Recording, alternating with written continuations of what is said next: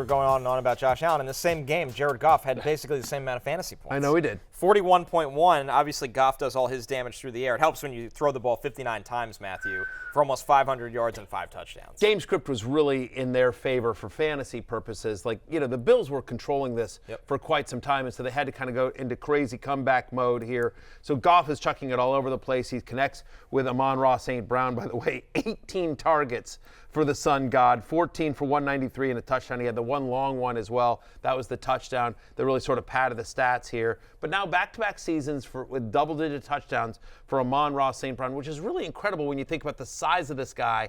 He's a fourth-round pick, right? Yeah. He was like a day 3 guy. And he's better than most wide receivers taken ahead of him at that point of the draft. 1,000%. And, you know, it's one of the reasons why he was my ride or die 2 years ago, which was like, I was like, this guy is one of the best wide receivers in the NFL, and no one talks about him in the same breath as the Justin Jefferson, Jamar Chases, CeeDee Lambs of the world, and they should be. Yeah, the damage he does in the middle of the field with a quarterback that has no fear of throwing the middle of the field. I mean, one missed tackle, he slips away, and it's pay dirt for Amon-Ra. So it was great to see him save his best for near the end here for the fantasy playoffs, Jay. Yeah, I mean, he's been... It's strange because for much of the year it's felt a little bit underwhelming just because he's had these strange games where he just hasn't done a lot. But then you look up and the stats overall, and he cleaned it up a lot yesterday. But the stats overall are great, and he's delivered on where he was drafted. I think that, like, I came into the season thinking there was a very good chance Amon-Ra St. Brown was going to be the #1 wide receiver in fantasy. And Jamar Chase has just been such a monster that has been a little bit out of the conversation. But he's been a victim a little bit, Amon-Ra, of just how good the team has been. And how the team losing all of its players, I think the next couple of weeks he's likely going to be playing in shootouts again because there's just no players left on this defense. Aleem McNeil, Carlton Davis go down yesterday to go with Aiden Hutchinson and all the injuries they've had on the defensive line. So, I mean, this is a recipe where, like, Detroit are going to be playing 60-point games the rest of the way. And one notable fantasy thing to come out of this game, guys, is Jahmyr Gibbs. Great day, right? He only gets 8 carries for 31 yards, but he does score. But the 5 catches, because he gets 7 targets, 83 yards, and a receiving touchdown.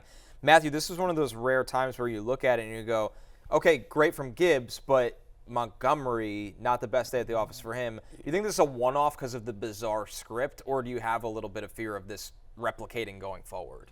Yes and no. So a little bit of fear because just Gibbs is so much more explosive, right? And there's just different ways that you can get him involved in the offense, as you saw. Like, they weren't able to run the ball really successfully here, but Gibbs played 74% of the snaps. It's his 3rd straight game with at least a 12% target share. So, like, he was involved in the passing game as well. Like, he's 3rd among running backs in fantasy points per touch. When they get the ball in his hands, good things happen. He's now had 100 more yards from scrimmage in 4 of the last 6. So Gibbs, I think there's just so many different ways they can use him in the offense, and Ben Johnson is being very creative with Sonic.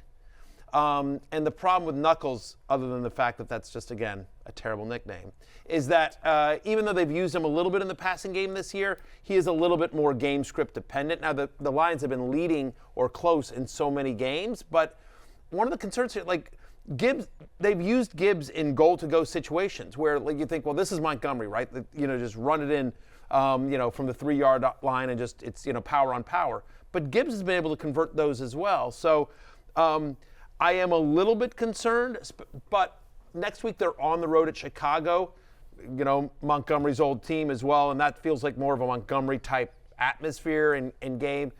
So I guess I am slightly concerned, but for our purposes, if I have Dave Montgomery, I'm still starting him next week. So there's not really a massive takeaways here. Last thing on Goff, 6th straight home game with multiple touchdown passes. It'll be interesting. They're on the road at Chicago, cold weather. Goff has traditionally not played great outside in cold weather. So and then on the road at San Francisco. Yeah. At least that should be warm, at least. Well, in theory. Warmish. Is it the last game in San Francisco? Yeah, that's fair. No.